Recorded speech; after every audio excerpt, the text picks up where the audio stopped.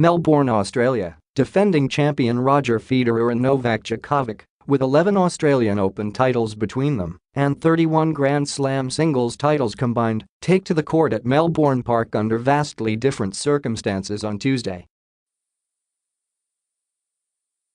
Federer, with 5 Australian and a leading 19 major titles overall, plays Aljaz Bedene of Slovenia to open night play at Rod Laver Arena. Last year, coming back after a 6-month layoff to rest his injured left knee, Federer swept all before him for his first Grand Slam title since 2012.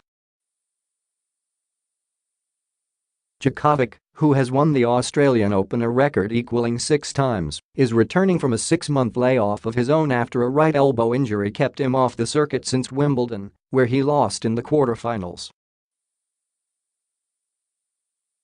He plays Donald Young on Margaret Court Arena in an afternoon match. Simona Halep, the top-seeded woman, will start her quest for a first Grand Slam title when she plays teenage wildcard entry Destanee Aiava.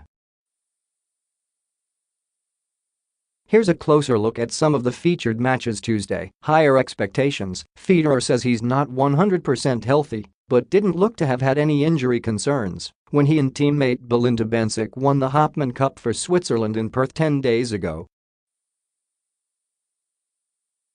This year I hope to win the first few rounds and get rolling hopefully, whereas last year I was just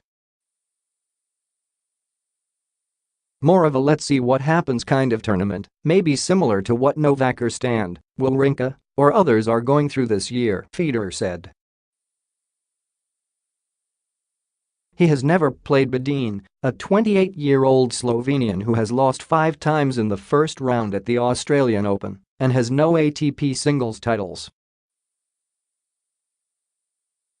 Federer has 95. Happy at the top, with Serena Williams off the tour following the birth of her daughter in September, the No.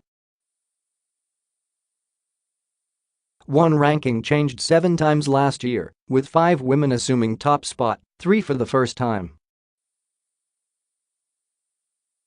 Halep had it at the end of the year, and her win at Shenzhen 2 weeks ago ensured she'd stay there for the Australian Open. She will have held the top ranking for 16 weeks by the time the tournament ends at Melbourne Park. About the ranking. Of course I want to stay here in the top as long as possible. But I have one more goal, to win a Grand Slam. She'll start her quest against Aiava, the 17-year-old Australian who had the distinction of being the first player born in this century to play in a main draw Grand Slam singles match when she lost in the first round here last year. A service tweak. Djokovic has changed his service motion to help address the elbow issues he's had to deal with in the past year. Djokovic explains, there are 3-4 details that I've changed with my rotation, the elbow up, which is the most obvious one. I feel like I spend less energy but I'm more efficient. Djokovic and Young first played in the first round at the U.S. Open in 2006, when the American won the first set before losing the next 3. They didn't meet again until last year on grass at Eastbourne, where Djokovic won in straight sets. Flying the Maple Leaf flag, Canadians have back-to-back matches to start play on show court too. Former Wimbledon finalist Milos Raonic, who has been ranked as high as .3, stopped his season in October because of calf and wrist issues and is now seeded 22nd. He will face Lucas Lacko. Following that is Eugenie Bouchard's match against Ossine Dodin.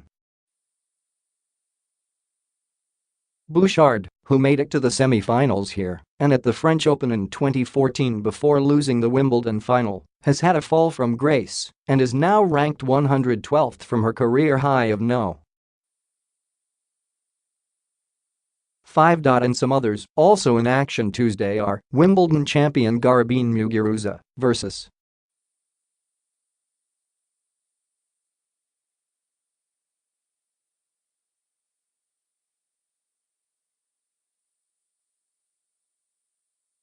Richardas Berankis, 2016 champion, and 0.12-seeded Angelique Kerber, who is on a 9-match winning streak, versus